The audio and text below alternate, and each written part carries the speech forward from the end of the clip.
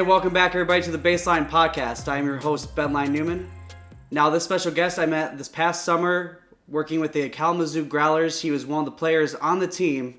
He is now finishing up his sophomore season at Notre Dame for baseball. Please welcome my special guest, Mr. TJ Williams. TJ, how you doing today? Good, man. I'm very happy to be here. See you again. Yeah, it's good to see you, buddy, for sure. Now, TJ, to start things off, how's the season been so far? Awesome. I had a great experience with Notre Dame. The boys are hot right now, and I think we put ourselves in an awesome position to go pretty deep in this tournament, see what we can do. Pretty hype. This past weekend, you just came off of the ACC Tournament where, you and the team made it to the semifinals before losing to the eventual winners in North Carolina. Tell me about this weekend overall and what that experience was like. We played UNC in the semis, which was awesome, and we played a really tough game. I think it was 2-2 going into the seventh inning, and it was basically a pitcher's duel for most of it. And then they just took advantage of their opportunities over and over and over again, and we couldn't come back with the blow, which is tough. I mean, baseball is a tough game, and you lose some of the big games, but also won some of the big ones. We went 2-0 to start the tournament, and we just kind of showed everybody what we're about and what we got. And I think if we get hot like that and beat teams like Florida State, like we did, and then UVA, we faced two really good left-handed arms, and we showed everybody that we can mash against anybody who's pitching. So showed a little bit of what we got, and then came up short in the semis, but that's okay. We got another shot to do it in the regionals. So I'm excited about what this team has. Yeah, absolutely. And I feel like that's just, baseball, because I feel like any team can really beat anybody on a given night. I mean, North Carolina won it. They were not a high-ranked seed in the ACC tournament, and, Notre Dame was the highest seed as the fourth seed. I feel like that's really just kind of baseball, just anybody can beat any single team on a given night. Especially in the ACC, man. All these teams, they have a lot of talent. They have a lot of guys who can come up and show out on a daily basis. And if you don't bring your A game, you bet everybody else will. Every team is elite in this conference, and if you really don't show up, then they will expose you at the plate, in the field. It doesn't matter. But I think that's what's unique about this conference too, because a lot of places you might show up as the best team and have an easy shot to win. But here, I mean, you really have to bring it. So. Yeah, absolutely. And like you said, now you get a fresh chance in the regional tournaments, and starting this Friday, June 3rd, your road to the College World Series begins as you play Texas Tech. Are there any nerves going into this weekend? No nerves. I think it's confidence and a need to prepare the correct way in order to face these teams in this elite competition. And I mean, all these teams are here for a reason. They played well. Texas Tech is an awesome team. UNC Greensboro, Georgia Southern, they're all good teams with a lot of capability, and we just need to follow our game plan as a team, execute at a high level, and we'll give ourselves the best opportunity to win. I mean, we can go as deep in this tournament as we want. We just need to play as a team and play to our abilities 100%. And I think we're going to do that. Now, TJ, you grew up in Maryland, just east of both Washington, D.C. and Baltimore. How did your childhood play into your love of the game and just overall your love for baseball? So growing up, I actually played a lot of sports. I played basketball, football, a little bit of soccer mixed in when I was younger. So baseball didn't really emerge as my number one sport until I got to about eighth grade. And baseball afforded me the opportunity to go to a private school for my high school. And I began to realize that baseball, which began really as my outlet as a kid to, relieve myself of this everyday stresses of life. I didn't really realize what it was, but it was just kind of my safe haven. In between those lines, I could just be myself. I could get after it with the boys, and I could forget about everything that was happening off the field. And like I said, it afforded me the opportunity to go to Georgetown Prep, which I will be forever grateful for that experience. And then it afforded me the opportunity to play in college. So it started out as something simple. And then once I realized, hey, man, I might be actually might be pretty good at this. Then I started to really work at it, and it started to become my number one. Yeah, I mean, absolutely. And, I'm just on my curiosity, since you did grow up very close to DC and very close to Baltimore, which team did you grow up rooting for? I mean, there's obviously the Orioles and there's obviously the Nationals, but what team did you root for growing up? I'm a Nats guy all the way. The Orioles, I always liked going to Orioles games because I could watch Derek Jeter play when they played the Yankees because they're in the AL East. But I'm a diehard Nats fan, and ever since Ryan Zimmerman was playing for them, so I mean, since the beginning of time, really. But I loved the way he played, and I used to go and watch him play all the time. And then we went on that crazy run a couple years ago where we had the wild card spot, and then we ended up winning the World Series, which was sick. I think that was Juan Soto's rookie year. So I got Juan Soto's World Series jersey. I was so lucky. I don't know how I got a ticket, but I got a ticket to Game 3. We ended up losing, but Nats fan all the way. And since I went to that World Series game, I don't think I'll ever switch teams. I don't think I can. I think seeing that environment, it was just incredible. So I'll always be a Nationals fan. Yeah, no, I completely understand. I mean, I grew up a Tigers fan. I was somehow able to get a ticket to their 2012 World Series where, unfortunately they got swept, but just the entire atmosphere of being able to go to a World Series game is something very special, I think. It makes you feel a part of it. It's crazy. Actually, funny thing, Notre Dame, we actually had a game in Detroit. We played at the Tiger Stadium. I think it was against Michigan State this year. So it was a really cool experience. They have a nice field. It was awesome. TJ, your father actually swam in college at the University of Rhode Island. Was swimming ever something that you saw yourself doing as a sport? I swam a lot growing up. I swam in the summer times for my local pool, and then I also swam club in the winter for I think 2 years before I really took off with baseball. And swimming I always viewed as a workout. My dad was a top swimmer where he was from in the Northeast. He's originally from Connecticut. And I started to get into it, but at the same time, baseball came around and eventually baseball just won the battle. So swimming was always fun for me, but never wanted to take it to the next level. In high school, you were actually ranked as the fifth best player in the entire state of Maryland, but what made you choose Notre Dame over other potential schools that were recruiting you? Well, it goes back to where I went to high school in Georgetown Prep, and that place really set my values, and whether it be with faith, with academics, or my athletic desires. And I felt that Notre Dame gave me the greatest opportunity to become not just the player I wanted to be, but the whole person that I wanted to be, whether, it's in the classroom or off the field with my faith in God, which is a big part of my life. Can't forget that we are a top program in the nation, and we have developed into one of the best baseball hubs for guys. And with the coaching staff, I was blessed that Coach Garrett came around. I was originally recruited by Coach Aoki's coaching staff, and he left, I think, my junior year going into senior year. He took care of me the whole way, and I felt so blessed to be under his wing that I just felt that it was an amazing opportunity that I could not let by me. So I pulled the trigger on Notre Dame as soon as I got it. And I'm extremely blessed to have that opportunity. It's been an awesome experience so far. Yeah, definitely. And I mean, obviously, you just mentioned it a little bit, and you mentioned it a little bit before, but in high school, going to Georgetown Prep, how do you think that playing for that school really helped you prepare to play for a school like Notre Dame? My head coach, Chris Rodriguez, in high school, he would take me aside, and we would practice a lot with short game, so a lot of bunting.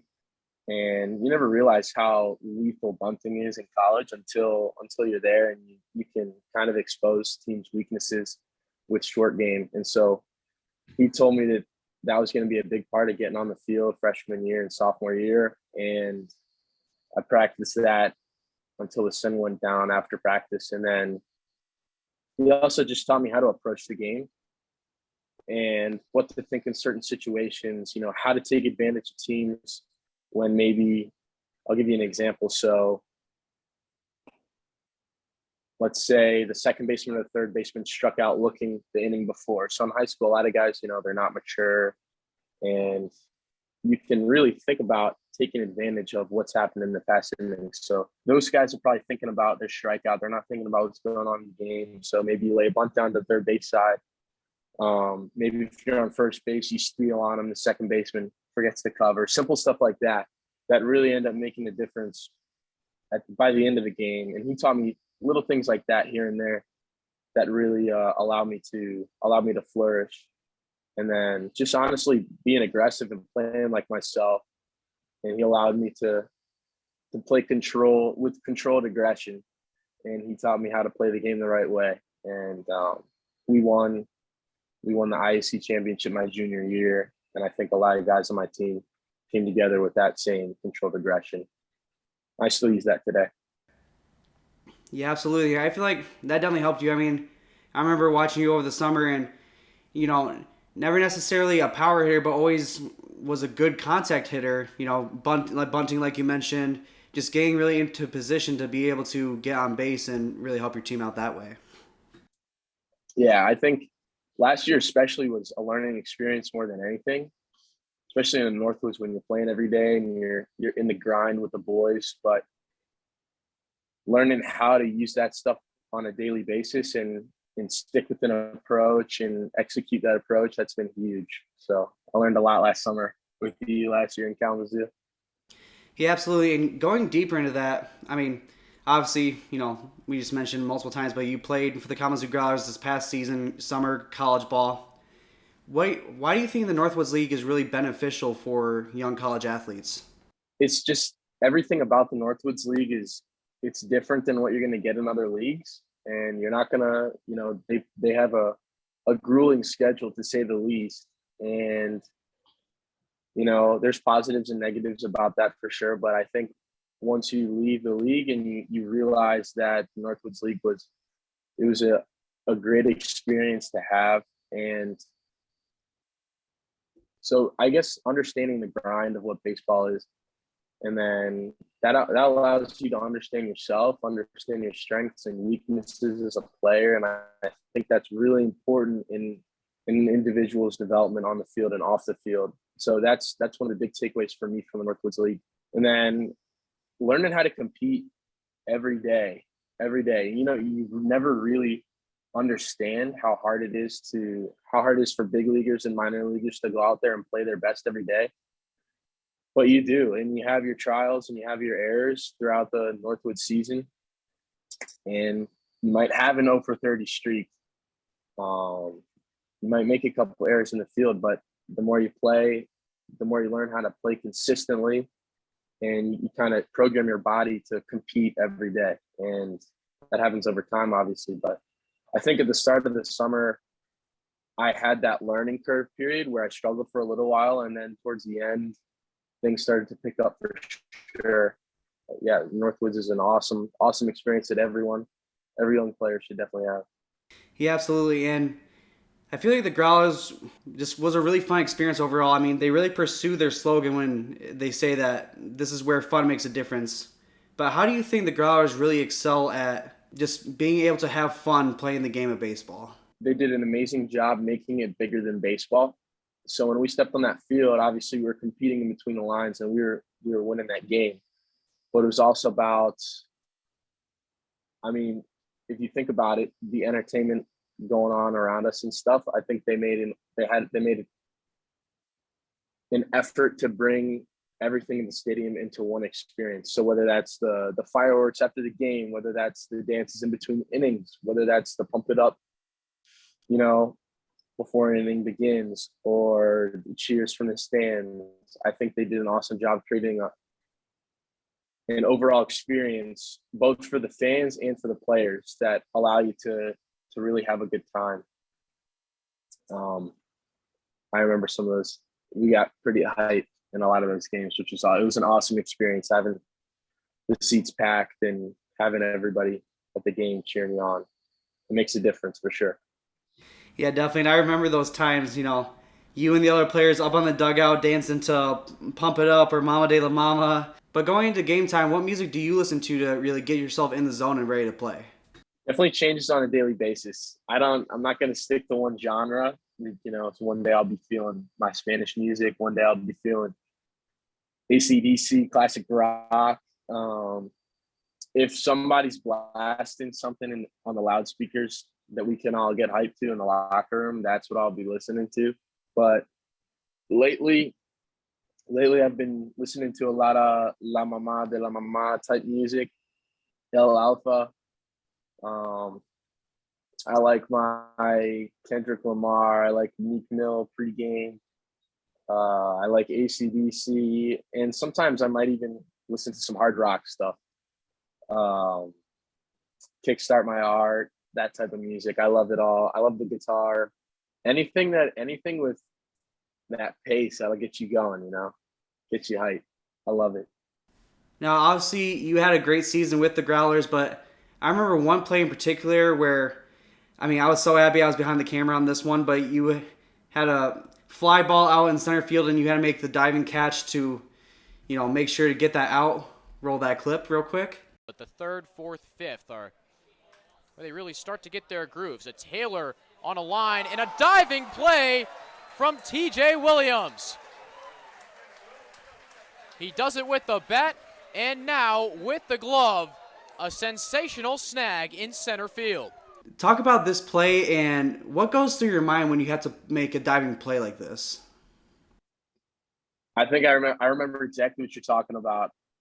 Honestly, getting the best read on the ball is most important to me, and then it just becomes instinctual, honestly. And so I have a pretty good feel for whether I'm going to dive for the ball or not, really as soon as the ball's hit, because a lot of times when I dive for balls, I initially don't think I'll get to it, but I end up closing in on it, and then it just becomes, in essence, a balls to the wall type feel, and I never want to leave anything on the table, and diving into walls, diving left and right. That's what I'm about, and that's what happened on this play.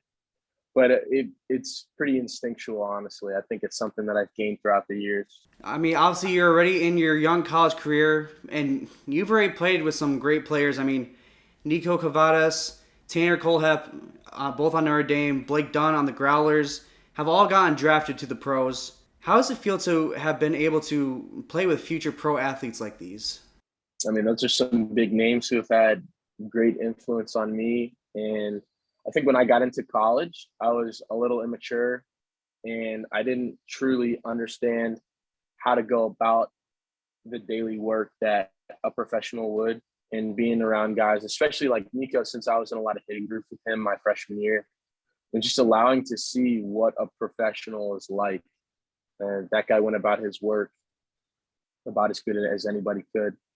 And his results are proof of how he worked. And really just paying attention to his body language in between reps, his body language after reps, and then the intent that with every rep that he took, it really ingrained a process for me, and just an approach about going to the field every day, an approach about my work that leads you to a professional career. And then being around guys like Tanner and Blake Dunn, it really just gives you a different perspective about what's possible out there and what you can attain if you work hard and you have a regimented schedule and you go about your business like a professional. I think before you become a professional, you have to go about your work like a professional.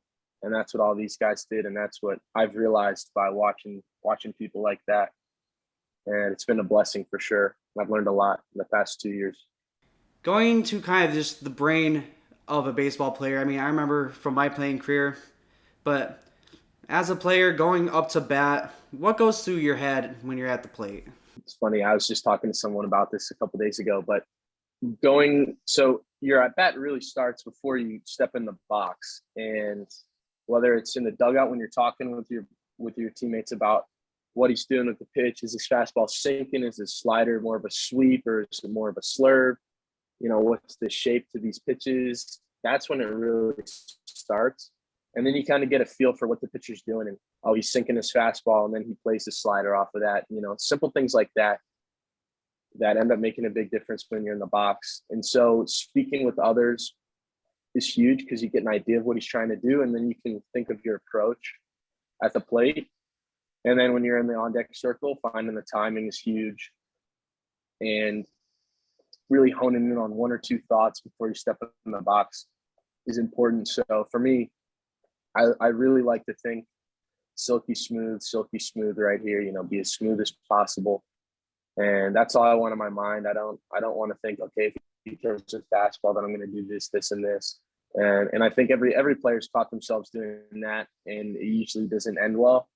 So finding a simple thought that you can think of, almost like a mantra when you're in the box. And when you step in the box, I usually take a quick look at a really small corner on my bat, and then I bring it right to where the pitcher's release point is, and then I get after it.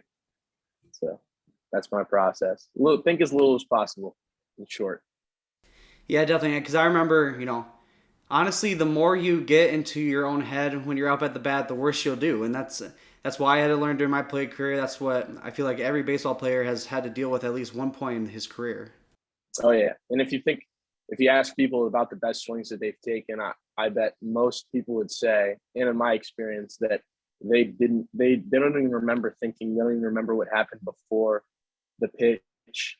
And it's honestly, it's instinctual, and you just go out there and you let your body do its work and you just react. Definitely. Now, I've always been curious about this, but in your opinion, whether it be, curveball, slider, knuckleball, what have you, what are some of the hardest pitches to be able to make contact with? Something that I've seen a lot more this year than in the past, and I think my teammates can concur with me on this one, but a right-on-right changeup is really good. It's a lethal pitch if you can throw it correctly, because the pitches, they tunnel the same. It looks as if they're the same pitch, and then one drops off the table and one doesn't. So that's been a pretty tough adjustment. And then honestly, a good back foot slider from a lefty is a really good pitch. It could kind of have the same deal where you might think it's an inside fastball and it just drops off the table. So at that point, it's all about picking up spin. But guys can really execute that pitch at a high level these days. And then a left-on-left changeup is awesome. I mean, really, if you're dotting up your best off-speed pitch as a pitcher, it just becomes difficult as a hitter, and you have to do your best to adjust to that. And it's trial and error, but you learn how to do it after a while, and definitely still learning. TJ, obviously going to this weekend, you're going to start the College World Series, but in the rest of your playing career at Notre Dame, what would you say is your ultimate goal? My ultimate goal is to leave nothing on the table. My ultimate goal is to reach my full potential as a player and be content with the amount of effort that I put in by the time I'm done playing. And if that affords me the opportunity to go pro and have a shot at the dream of playing in the big leagues, then so be it. But that's my goal, is to reach my full potential as a player and leave nothing on the table. Work as hard as I can to reach that goal and get after it some more. See what happens. Yeah, absolutely. Well, TJ, thank you so much for coming on. I really appreciate it. And I look forward to seeing what Notre Dame and yourself can do during this World Series tournament. Thanks, man. I appreciate it. I had a great time on the show. Yeah, of course. And that's going to wrap it up for us today, guys. Thank you so much for watching this episode of the BaseLINE podcast. Thank you to TJ Williams for coming on and talking about his career at Notre Dame, as well as his overall love for baseball and really getting into the mind of a baseball player. If you enjoyed the video, please like, please subscribe. I really appreciate every single kind of support of this podcast. With all that being said, thank you so much again for watching the BaseLINE podcast. I am your host, BaseLINE Newman, and we'll catch you guys next time.